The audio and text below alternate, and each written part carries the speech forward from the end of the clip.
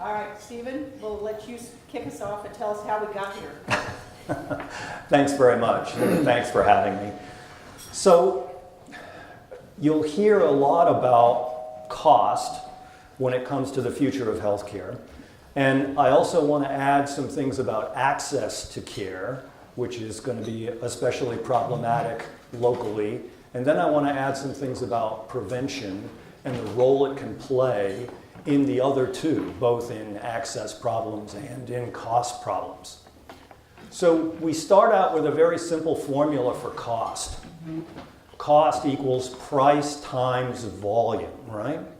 So when the cost goes up, it's either because prices are going up or because utilization is out of hand. And people are consuming too much care relative to what it is they can afford.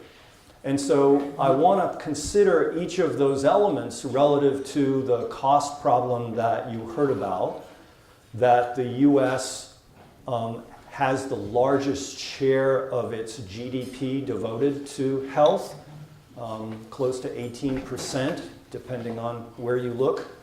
And it's substantially higher than its peer group of advanced industrialized countries. But there are some other features of it. It's not just that the cost is large. As you also heard, when it comes to infant mortality or it comes to longevity, we don't rate in the top 10 countries. And so there's something about performance there that's not keeping up with cost escalation. So if we look at what the sources of the cost escalation are, is it utilization or is it prices? Well, we can compare how we stand relative to our top 10 industrialized countries. And as it turns out, there are some features for which we are the best and some features for which we are the worst.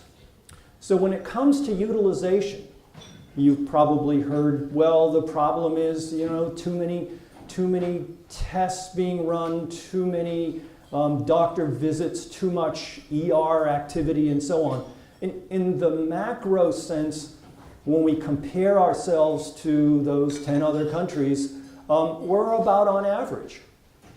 That is to say, the utilization is no higher in the US. The procedures performed are no more relative to the average for those 10 countries. We fit right about in the middle.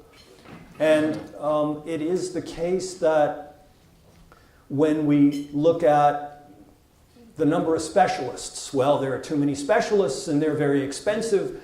And as it turns out, we have about the same ratio of primary care physicians to specialists that the European countries do, for example. And if we look at how physicians are paid and how nurses are paid, as it turns out, we pay substantially more in the US. In fact, we pay the most of all the countries. So it looks like not utilization, where we appear to be kind of on average, but rather prices seem to matter in terms of our escalating costs, that prices matter more than utilization does. So where else would the price increases be coming? Well, part of it comes from administrative costs. Why? Because we have multiple payors in this country, the insurance companies, who negotiate rates with providers. And if you were to ask a healthcare provider what the price of a certain procedure was, they'd have to ask you who your insurer is, because the prices are often separately negotiated. So there are 10 different prices for the 10 different insurers that have been negotiated. So what that builds in then is a high administrative cost for dealing with the fragmentation and the diversity of payers. Not a single payer system here, multiple payers. And that introduces administrative costs. We have the highest administrative costs in this country by a factor of 3 or 4 relative to European countries. So administrative cost is a concern, and when you hear about the reforms that are in process now, and you'll hear more as we get into the election season, you're going to hear a lot about dealing with the price escalation that comes about because of the fragmentation in the insurance market and there being multiple payers. A second feature, aside from the administrative costs, is the idea that we don't control prices as most of the other European countries do. In fact, all of the top 10 industrialized countries control prices in some respect. We control very few prices, and as a consequence, price escalation, especially when it comes to pharmaceuticals, is another target of opportunity for reform. So we have administrative costs because of the fragmentation, we have pharmaceutical costs, and we have higher provider costs. And there are things happening among providers that are raising the costs more because there's consolidation among specialists. So if you're trying to negotiate with anesthesiologists, you're going to find that there are now large national groups of anesthesiologists who charge substantially more. And it's hard to find an anesthesiologist who's not in the national group.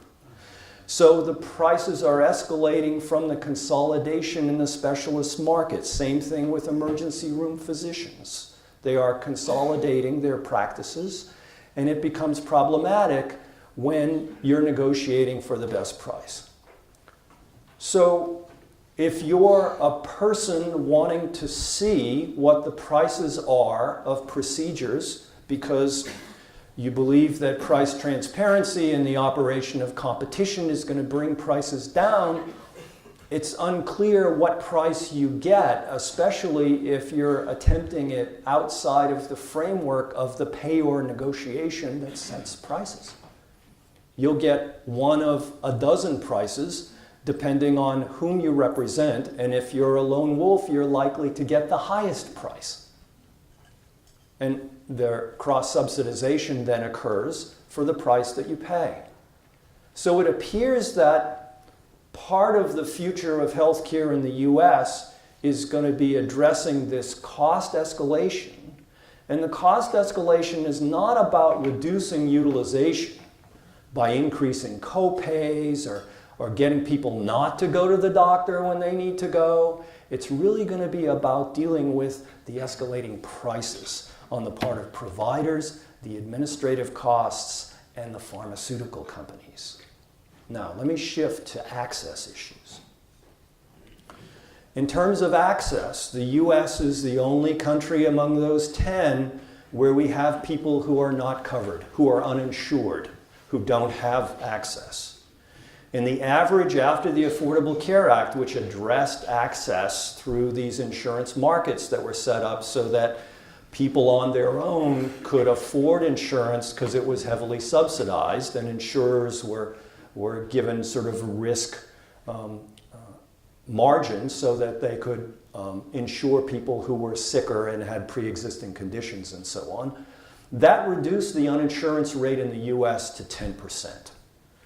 Now, the uninsurance rate in a country like Switzerland, which pays about 12% of its GDP, so it's the highest next to the US, which is closer to 18%. They cover 99.9%, and the other European countries cover 100% of their people. The troublesome thing here is that the 10% in the US who aren't covered, have no insurance, vary by county. So if we look at Harris County, the rate in Harris County is among the highest uninsured rate in the US. We are at 28%. So what that means is, as you're sitting at the table, you look to the left and look to the right, and those two people aren't insured. And if they're not insured, they're going to pay when they go for procedures, and if they can't pay, then those of you who are insured will be compensating for their inability to pay. But the other thing that happens, of course, is that you can get mystery bills, because if you're insured and you're in-network and you go to an in-network hospital because those rates have been negotiated, and you discover as they're wheeling you into the operating room and you meet your anesthesiologist for the first time that that person is out of network. And after your procedure is done, you'll get a $13,000 bill from the anesthesiologist that your out-of-network benefits won't cover. So there are anomalies in the system even when you are insured. When you're uninsured, it's even more severe in terms of the potential for bankruptcy connected with unplanned medical expenses. And you say, well, why can't you plan for those medical expenses? Well, most of us do. The question is, with the cost escalating, how we can afford those medical expenses when there's basically no ceiling that's preset. We don't control prices. And so it's likely, if you're uninsured, without the protection of negotiated rates, that you will pay the highest rates in the system, which means among the highest rates in the world. Problematical. How do we deal with the uninsured in Harris County? We have a safety net system, and the safety net system includes federally qualified health centers that are subsidized heavily by the federal government, and they provide care to anyone who comes in the door. But care is rationed in the sense that there are waiting times then. If you don't ration by price, you ration by waiting, or you ration by access. And so people who are ill then are unable to get the care they need when they need it, and it becomes problematic for the system at large, because the discrimination then usually is based on income and to some extent on race and ethnicity. And that leads to what's known as health disparities in the system. We have large disparities where some people are not given access to get the care that they need, and they die prematurely. And in fact, our mortality rate is at the bottom of those top 10 countries, in part because of the lack of access, and again, the extremes of access across different counties in the US, even though the overall rate is at 10%. So let me take us to the final piece, and that's the prevention piece, and what is it that we can do on our own or as members of organizations to lower costs of healthcare and to help influence the future? Well, you can take better care of yourself.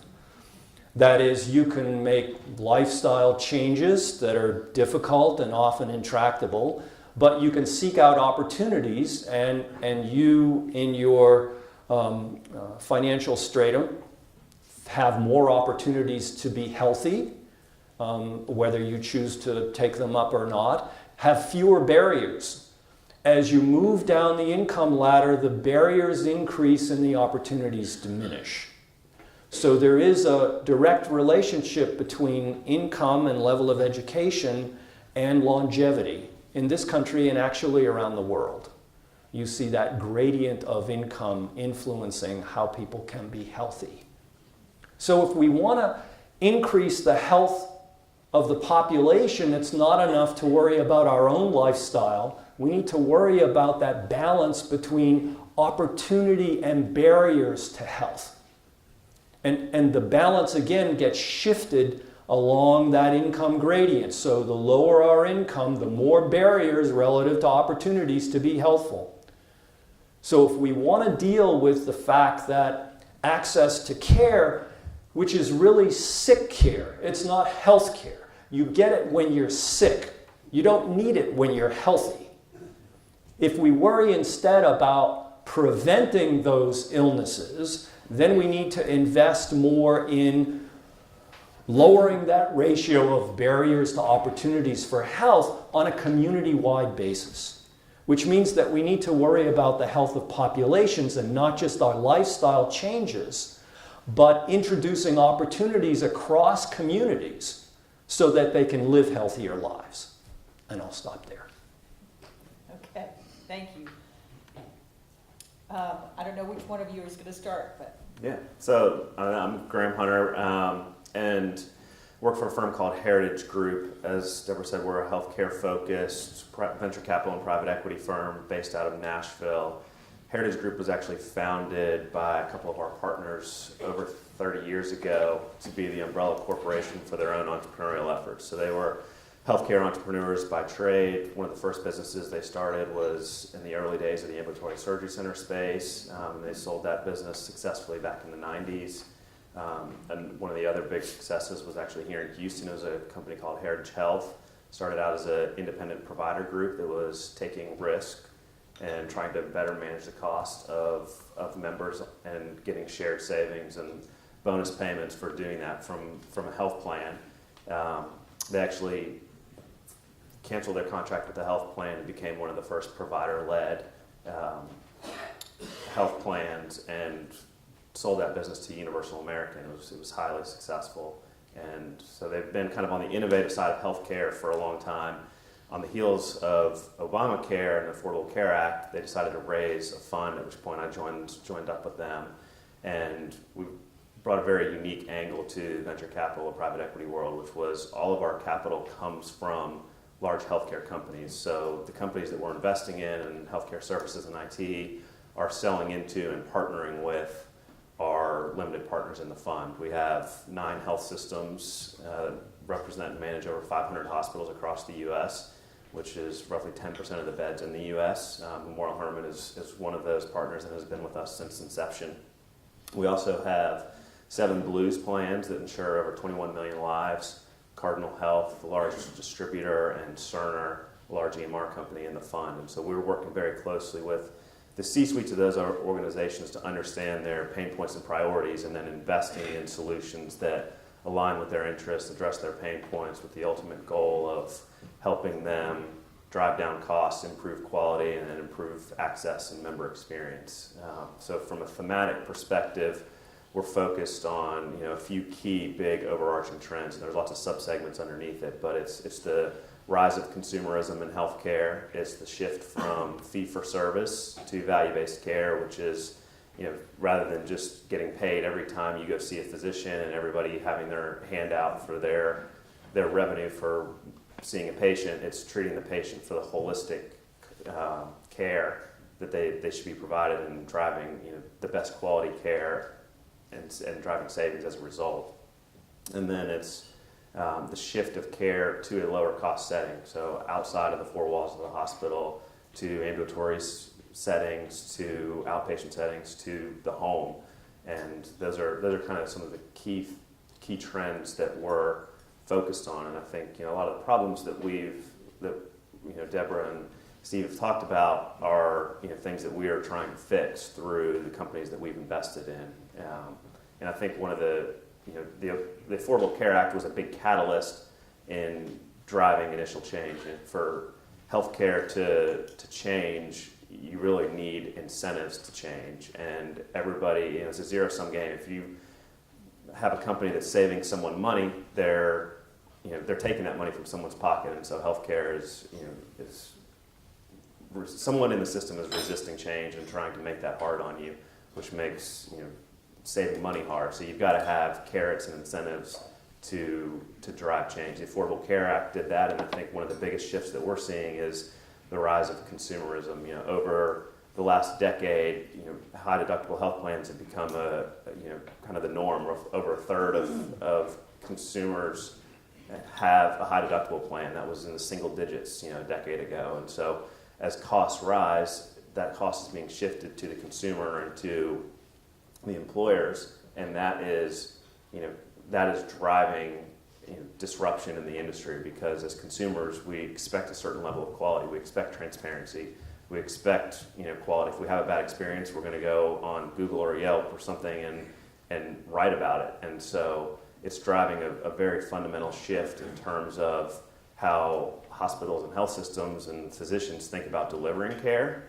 And you're also seeing legislation come out of CMS in terms of, price transparency. We've got a long way to go. I mean, everybody's required to post their prices now. If you can figure it out, you are by far the smartest person in the room, and you should think about a career change, because it's just the information is not available in a way that is easily consumed by consumers, and so we think there will be a change and shift in that mentality over time. And I thought it'd be interesting to just sort of talk about a couple companies that we're seeing, and that some of them are investments that we've made, some of them are not.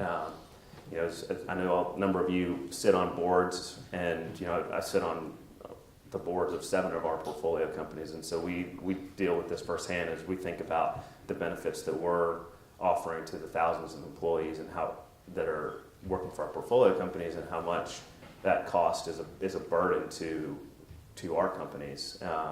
There's an interesting company called Bind that we spent a lot of time talking about at dinner last night that is trying to disrupt the insurance industry and do so. I mean, it could be a massive change if it actually takes off and gets traction. They're trying to provide on-demand health insurance. So insurance should be available for those catastrophic events when you have something very serious happen that's unexpected, and you need subsidization, something that could bankrupt you. That's what you need insurance for. So it's a very low cost, bare bones plan that provides that catastrophic coverage. And then when you need insurance for some sort of plannable event, having a baby, a knee surgery, whatever, back surgery, whatever it may be, you can go on and shop for providers. There's published prices on, okay, if you go to Memorial Hermann, it's going to cost X. If you go to the Baylor across the street, it's going to cost Y. And here's quality data, kind of stack ranking them, bringing transparency into it. And you can pick, okay, I want to buy this, and then that's going to be deducted over, out of my payroll over the next, 16 weeks or something. So you can kind of price shop. And what they've realized, they're only working with a few employers to date. What they've realized is by providing the ability for people to shop for a procedure, they're going to the lower cost, high quality providers, and they're saving the system and their employers a lot of money, and they're actually saving money as a result. So I think you will continue to see a lot of disruption driven by consumers in the industry. So pause there. Brian, you want to pick something up? That was great. Yeah.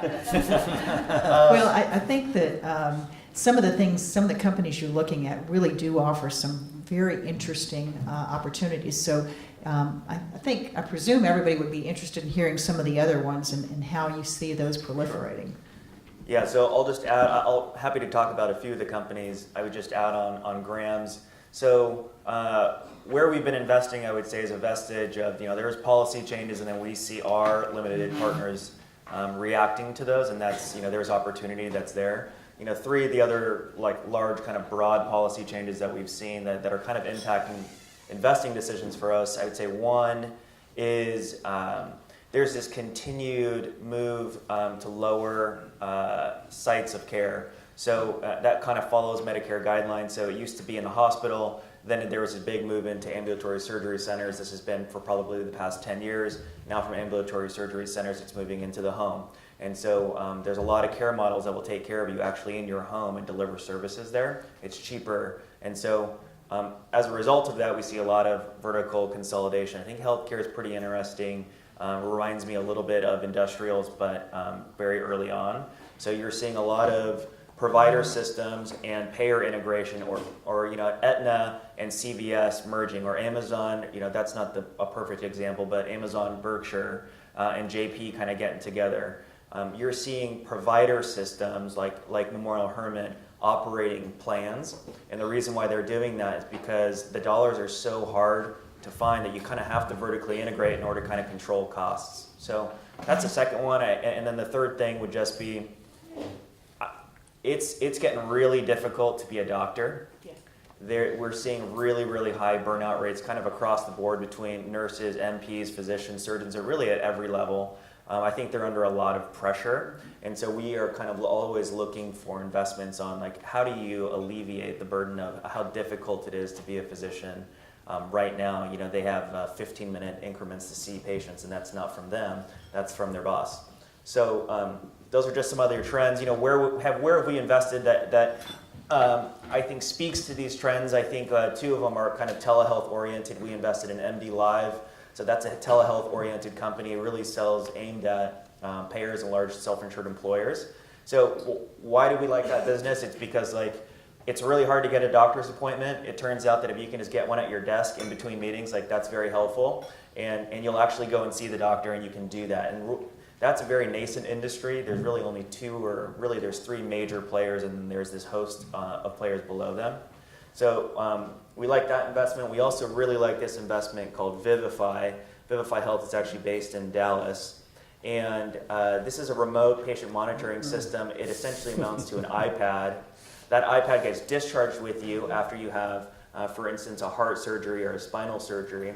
It goes home with you into your home. All your Bluetooth devices can connect to it, but we can do telehealth through it. We can do medication management. We can see what you're eating. You can have any consults anytime you want. The nurses can check in on you. And that company is really interesting. One, it turns out the patients actually really do want to get involved with their care. They just don't know how. And if you put a video monitor for them to see, I guess maybe since they're so used to FaceTiming, we're kind of laddering off of that. So they get very comfortable with it. And then two, it decreases admissions for the hospital. So patients don't come back, infection rates go down, and they go actually into physical therapy sooner. And so they're more ambulatory. Really, that's kind of that's the mark for surgery is, it's not, did the wound heal? It's, the mark for knee surgery is, are you walking again? And so are you ambulatory, and can you go out and do the things that you want to do to live your life? So that's just a few. We have a number of other examples, but I'll stop droning on. And maybe just to tack onto that a little bit, I think just to address sort of the shift to value-based care theme a little bit as well.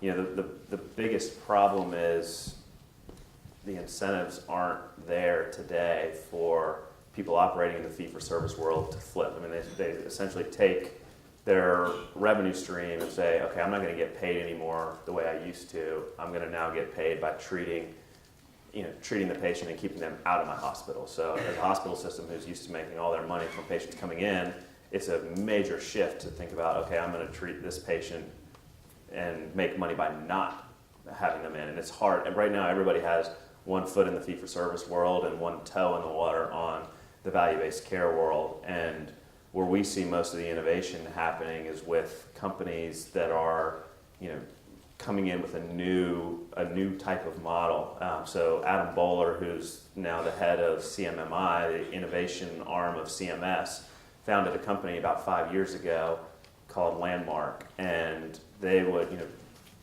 just the 80-20 rule, 20% of patients in the U.S. are costing the system 80%. That 1% or 2% is costing 20 to 30%. And so his company said, or he said, I'm going to focus on these highly complex chronic patients that are costing the system an inordinate amount of money, and I want to take risk on them. So I'm going to take some baseline payment, and then I'm going to share in the savings opportunity that I create by better managing those patients and delivering care in the home. And so they would provide a high-touch model. They'd assign a care team to individuals and come in and say, okay, we're going to check up on you via telehealth, every other day.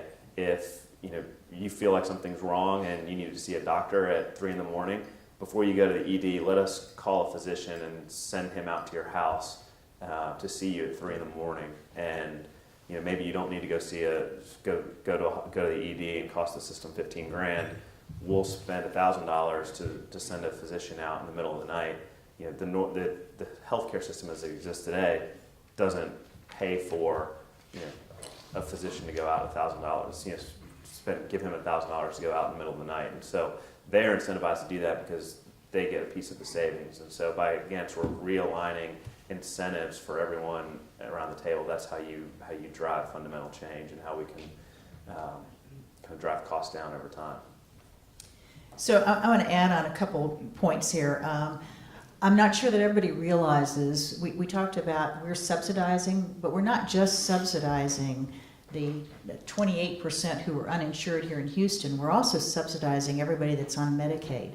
The state legislature has set the rates for which Medicaid will reimburse hospitals and doctors, and they've set it at 52% of the cost. So we are, now, while they're covered, you're getting 52% of the payment versus nothing that we get for the uninsured. We're still, we all are subsidizing everybody that's on Medicaid. We're also subsidizing everybody that's on Medicare. And in this country, 10,000 people a day turn 65, every single day. And there's only a few hospital systems in this country that make money on Medicare or even break even on Medicare. Most of us lose anywhere from 20 to 30% of our cost on Medicare. So we're all subsidizing the uninsured, the Medicaid insured, and the Medicare insured. And many of us in this room are in that last category.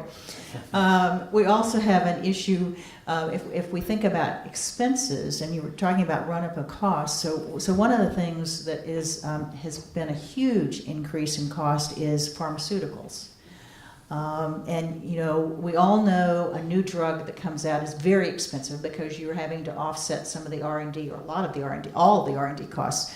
But what has also happened in the last several years is as a drug goes off patent, it's no longer historically been as profitable for the company to produce. So you have fewer and fewer companies that produce these generic drugs. And what has happened is we've had a lot of venture capital firms who come in and begin to become the only one making a certain drug. These are drugs that people need to survive. And they have raised them thousands of %. So a drug that used to cost $10 may now cost you $1,000. And people's lives depend on that. The other comment I would make in terms of cost, and when we talk about the subsidization, is hospitals in this country cannot turn anybody away if they're in an emergent condition. So those hospitals that have huge ERs, and actually I'll speak to Memorial Hermann, we have the busiest level 1 trauma center in the country. When they show up at the door, we cover them. We have no choice, and not that we want one. So that all of those factors have really helped increase the cost equation. So we've got a number of good questions here. So I'm going to start with you, Stephen. The question is, you mentioned the $1,300 or $13,000 anesthesia bill, and have heard of other similar out-of-network big bills. This is very disturbing. First, in that it is often a surprise, but secondly, and more importantly, the tarnishment of healthcare's reputation. Why do they do it? Because they can? How can healthcare stop this and repair the reputational damage, as well as avoid the heart attacks of those who receive these egregious bills? Oh my. So Yes, there is a strong moral element to that case, where you think it's not only a bad economic decision, it's a bad moral decision, and the reputation is certainly damaged. So what do we do about that? Well, there's some conversation now about actually having price controls in place. That kind of billing would then be placed in a ceiling restriction that would protect people. There's also the possibility of secondary insurance being offered by the state. That is government insurance against that kind of price gouging happening for people getting care. Because you're in your most vulnerable position, and your family's distraught, and it's very difficult to make decisions that are driven by economic concerns. You're wanting to be well, and that kind of vulnerable state then really brings our attention to what needs to be done to prevent that from happening. I think there's a lot of tragedy as well in bankruptcies that are happening, with about 50% of the bankruptcies in the US now connected with medical expenses. And something needs to be done, as they say. In general, what percentage of U.S. hospitals are not-for-profit versus for-profit? I don't know that any of us have that answer. I would tell you that there are just a very handful of very large for-profit companies, and then there's smaller for-profit hospitals. But my sense is it's probably, I would suspect it's probably somewhere between 60 and 70% of hospitals in this country are not-for-profit. But I don't know if anybody... I was going to say probably 40% are for-profit is my guess. Is that, no? Something like that. The majority are going to be not-for-profit. Yeah. Right. Yeah. Please define quality and operational efficiencies, payers define quality and operational efficiencies differently by contract. How do providers move the needle to consolidate and harmonize metrics to reduce administrative costs? That would be for you. The quality, those hospitals that have invested heavily in improving quality actually find it less expensive. So quality actually does improve. And let me give you a statistic that I think will be horrifying to everybody in this room. The number 3 cause, the third highest cause of death in this country is things that happen in a hospital that are unrelated to why you went into the hospital. So it's errors, it's infections, it's wrong site surgeries, it's a number of things. Over 250,000 people a year die in hospitals for a reason completely unrelated to why they went in. So quality is very important to each of you because if you have high quality, you typically are out of the hospital quicker, which you really want to do. High quality providers, you have fewer readmission rates, you have fewer error rates, so quality is important. Now, how do you as a consumer determine what is quality? Most people think that all hospitals are alike and all doctors are alike, and that's very untrue. So there are government websites that you can go on and you can look to see what infection rates are, what error rates are in every hospital, because we all have to report them every single month. And so CMS, Medicare, has a service, and you can go on their site to hospital.com or hospitalcompare.com, I believe it is, and check out that. I'm not sure. So we move the needle on cost by improving quality, for one. And you also find that if you go someplace where there's a high volume of certain things, for instance, again, I said that Memorial Hermann has the largest, the level 1 trauma center has the busiest in the country. We also have the lowest mortality rate. So the two go hand in hand. The more volume you do, the better you are at it, and the less errors you're going to produce. So that's also, as you're shopping, that's something to look at, is how much volume does somebody do. I'm not sure that completely answers an administrative cost. Again, if you could spread those administrative costs over higher volume, it's going to reduce it. So Let me that's do a little segue on this. I'm sorry. Go ahead. Well, I was going to just add on to that. I mean, I think a big piece of it, which we've started to see investments in, is the data and tracking the data. You know, we invested in a company called Explorus several years ago that we sold to IBM probably 3 years ago now. There was a data analytics and aggregation platform that pulled all the data from all the disparate EMR, electronic medical record systems a hospital has. So you think about one hospital system like Memorial Hermann, they probably have 50 different EMRs across. Well, more than that when you look at 6,000 physicians. Yeah. Exactly, and so part of the problem is you can't pull all that data out in a unstructured data out in a way that you can actually look at it holistically and say, okay, how many people do I have that I've treated over the last 2 years that have these 6 comorbidities that were between these age groups that had these outcomes, and what happened and why, and where was the good quality, where was the bad quality, and they can look just across their system by leveraging an analytics platform like Explorus that aggregates all that and pulls it from both claims and clinical data and then allows you to look at where is the quality care being delivered, what's different between those outcomes and these other outcomes, and then how does that inform,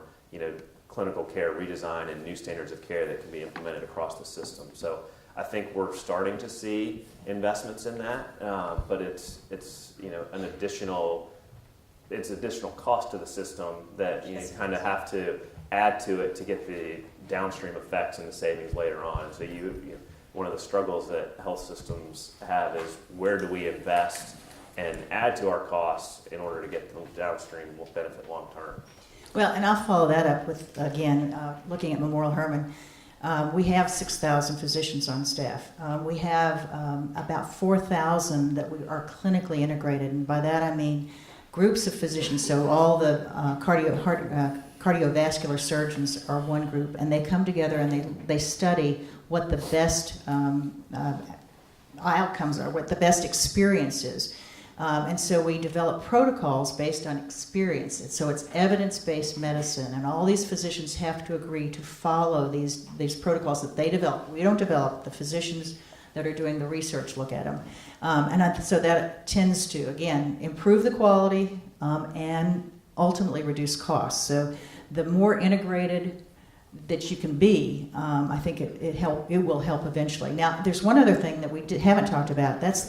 And it's an outshoot or part of the Affordable Care Act, and that was ACOs. So accountable care organizations. In this country, it has been illegal until Obamacare. It has been illegal for doctors and physicians to work, for physicians and hospitals to work together. That was prohibited. And under the accountable care organizations, part of the offshoot of Affordable Care Act, you could tie the physicians and the hospitals together.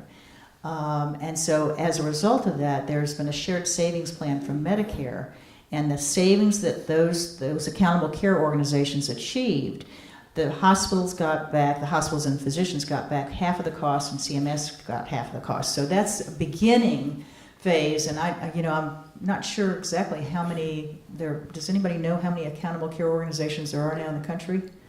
For CMS, there's about 500. 500. Okay. So, but that's a start, And again, we all have to have one foot in each camp. So we can't afford to go to capitation immediately. We would lose, we'd lose our hospital. So, okay. Well, just a footnote on quality. As with many things in healthcare, concern with quality operates at both the systems level and the personal level. So when you ask people about the quality metrics that they use to assess their care access, those metrics largely apply to systems and not to individual people.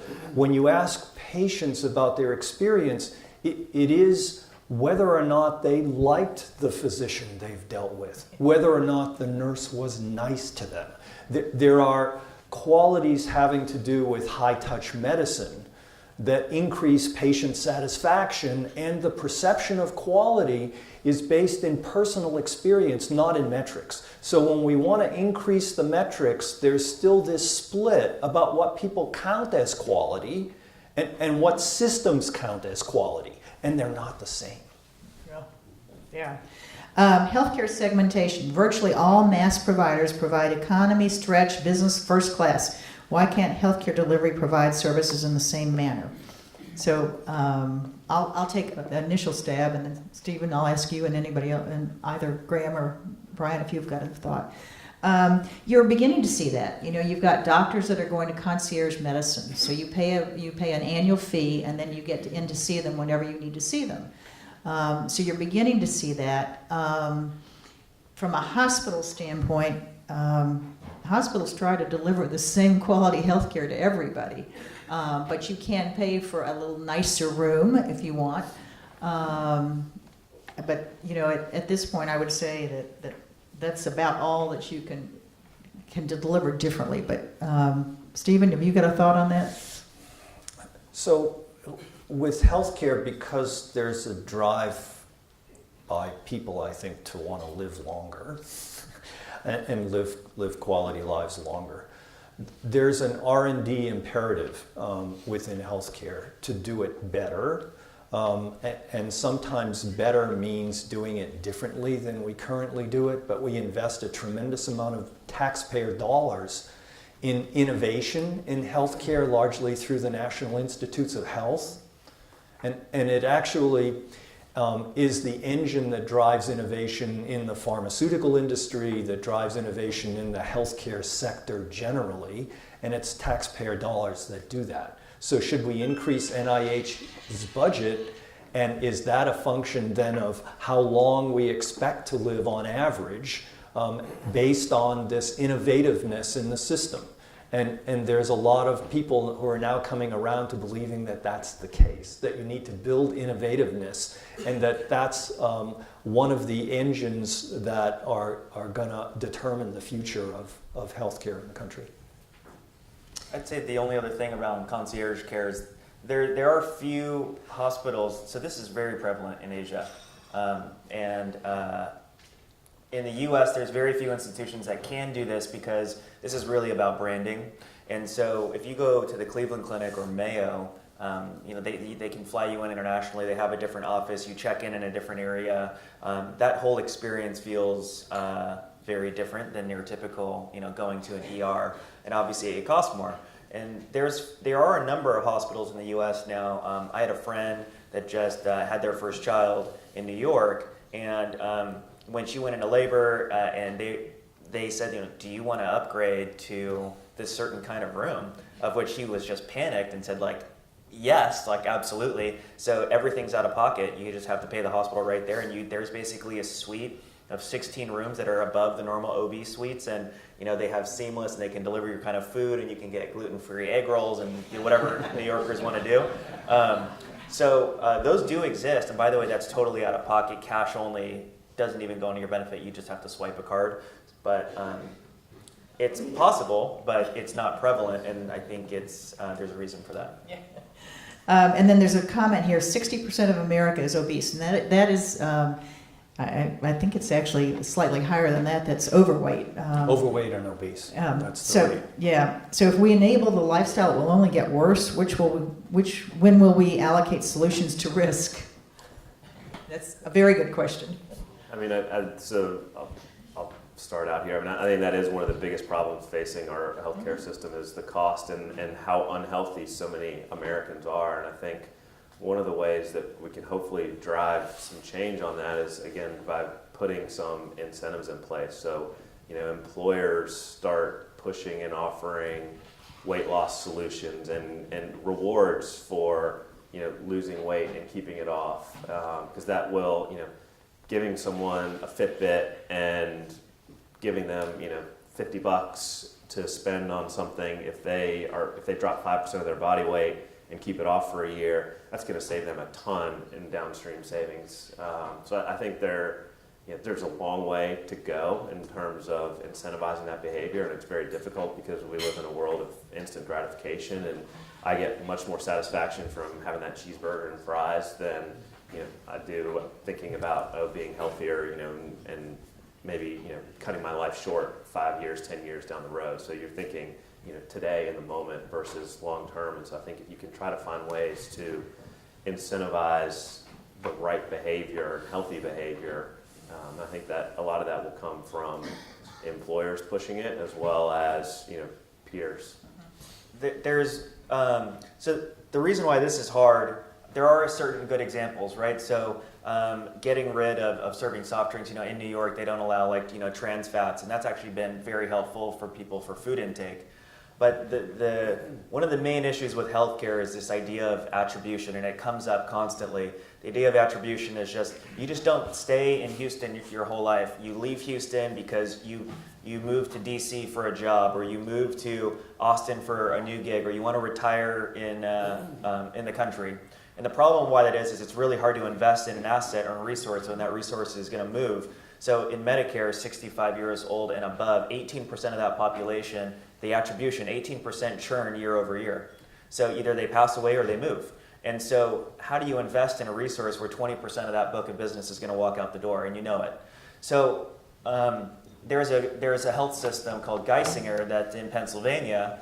Again, why are they successful? It's a provider system. They have hospitals. They also have the largest plan in that area, and they also have outpatient resources and clinics. So what they did for their diabetic population is they opened a grocery store inside the hospital. And so they've proven over the last 2 years that they can have better control of diabetes and have them lose weight through having them come to this grocery store. By the way, it's free, and they can give them food, and they can do that, and it's cheaper than them prescribing medicine to them, of which the rates of actual medication management and helping them do that is really high because you kind of drop off after you see a little bit of benefit. So that's an example of I think that question. Well, and talk a little bit about the company that you all have invested in that monitors via iPads glucose levels and how that is what you've found, what you've seen that accomplish. Yeah, and I touched on this a little bit. That's Vivify Health. That's based in Dallas. That's a company we've held. We've liked the principle of the idea of helping educate patients for a long time. But they just released their new next generation kind of platform, and they call it the BYOD, Bring Your Own Device. So it used to be you get discharged with the iPad, and now it's you get discharged. Well, Graham should probably talk about this because he's on the board of that company. So, Okay. Yeah, so I mean, it's ultimately at the end of the day, it's engaging someone in their own health. And we started out sending these kits home with patients to avoid readmissions for a 30, 60, 90-day window. And we saw incredible results in terms of reduced readmissions and as well as staff efficiency from the health system side. But what the biggest driver was is they felt like someone was watching them, and they started to say, okay, hey, I lost 5 pounds doing this. I want to keep it off, and I want to do more. And it almost like they started setting goals for themselves. They became engaged in their own health, and then they started feeling better. And so we would initially take the kits back after 90 days, and we had patients saying, wait, can I keep this? Can I pay for it myself out of pocket? And that is kind of what led us to this BYOD offering, which it's much lower cost to administer, and we can provide it to a much larger segment of the population. But it's just finding ways to engage people in their health. We've got another investment in a company called Concierge Care that is a health and wellness company, and they have this health risk assessment called the Real Age Test. And then there's been almost 50 million people that have taken it. It's a 120 questionnaire. You can go on and take it yourself, and at the end of that, it's asking you, how often do you exercise, do you smoke, a bunch of health related questions as well as genetic history. And you go take that test, and it says, okay, here's your real age. Graham, you're 35, but your real age is 40 because you're lazy and you eat a bunch of cheeseburgers. And so, how can you, if you do X, Y, and Z, you can reduce your real age by a year. And so it kind of prompts you to try to improve your real age. And they have this living in the green zone where if you start doing these behaviors, you'll improve your health. And so it's a way to just kind of engage someone in trying to drive healthier behavior. Terrific. What basic questions should a director ask to help ensure costs are controlled but health benefits are provided to company employees? I'll start, but then if you will, we'll think of additions. One, I think you ought, most companies or many companies are finding that they do an annual health assessment, and they bring in outside specialists, outside consultants who can sit down with each employee and do blood tests, do some other tests so that you can determine if somebody is, say, pre-diabetic. Many employees don't go to the doctor, even if they have health care, they don't go to the doctor regularly. So they may be missing conditions. So that's one way to avert expenses that can come later by not taking care of yourself. Looking at what kind of deductibles you have. I mean, just looking at the whole plan, I think will help in terms of determining what percentage of expenses are passed on. And presumably it helps you. People shop. We're seeing we talked about the consumerization, but what that really means is now that people have more of a responsibility for their own healthcare costs, we're finding that they are shopping. They're not just going to the most expensive provider because it's easy. They're shopping to see where they can get the least expensive MRI. So by giving people an incentive to spend less on healthcare, I think it helps individual companies. But what are your thoughts? Yeah, I think pushing and asking questions of your broker or your insurance provider on, what additional programs, what wellness programs do you have? What supplemental benefits? What ease of access programs do you have? Do you offer telemedicine? There are a number of companies that are often included in a benefit package that never gets communicated out to the employee base, and so it's not only what's included in our benefit package and what does the network look like, but how do we educate our employees about it so that we can actually drive savings and realize savings. So there are a number of kind of concierge solutions, Accolade, Quantum, Compass. There's a laundry list of these companies that serve as patient advocates, if you will, to counsel a patient through the healthcare decisions and help navigate a system that is overly complex. And they have centers of excellence and say, these are the providers that we think are high quality, low cost, and they will coach a patient through if they need some sort of procedure, why they should go to a certain provider. And so I think just including these benefits, and there's not a huge incremental cost, and a lot of them are already included in the benefit package, but it's just not getting communicated to employees. Where telemedicine, for an example, very low cost solution. It's often free to an employee, or $20, $40 copay. The average utilization is 1% to 2%. People just don't know that they have access to it or how to get it. And so, if you have something, you're sitting on your couch at 11 o'clock at night, and you've got something going on, you could have a quick teleconsult, and they could put you, completely at ease. Instead, most people freak out and say, I need to go to the ED. So, just education is a big piece. Go ahead.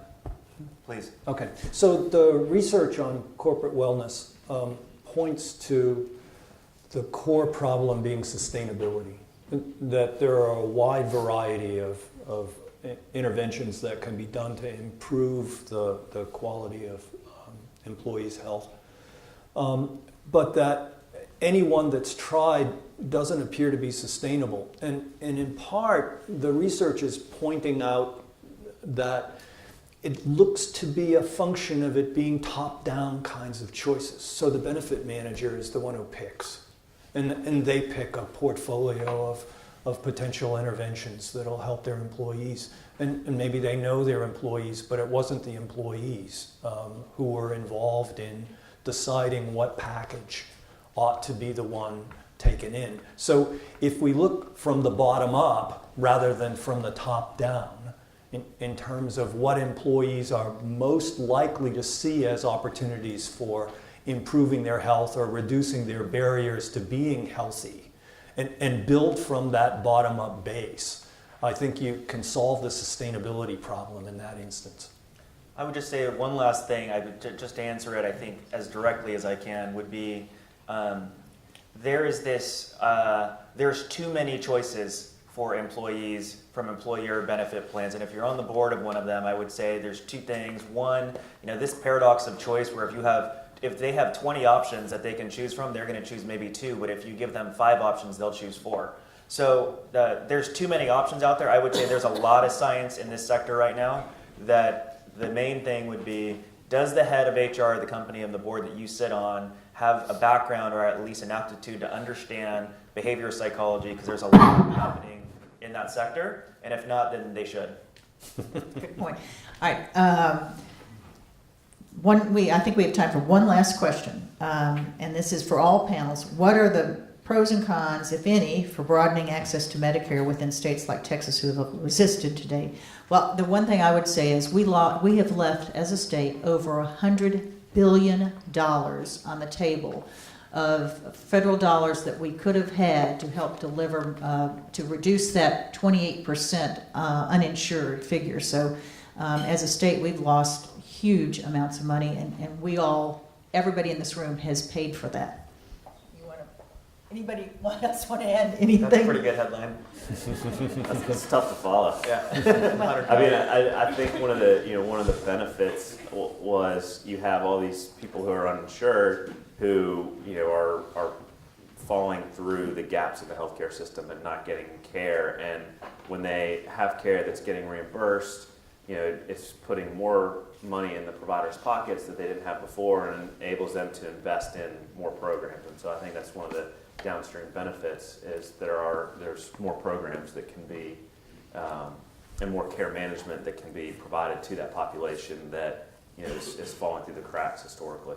So there's going to be a drive for universal access being protected, especially with rates like in Harris County of the uninsured. Universal access will be one of the debate points that you'll see resolved politically in the coming 2 years. There's also going to be a drive to control administrative costs by doing something about the payer market. You'll also see a drive to regulate pharmaceutical pricing. And I think that those things will be resolved within the next 3 years. One real quick question that we did not get to. Stephen, what is the definition of outcomes when we talk about healthcare?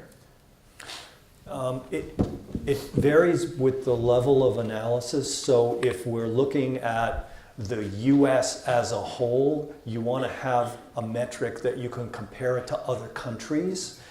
And generally, mortality rates under different conditions for different subpopulations are the way we compare the U.S. in terms of health outcomes. If you're the individual patient, did you get well?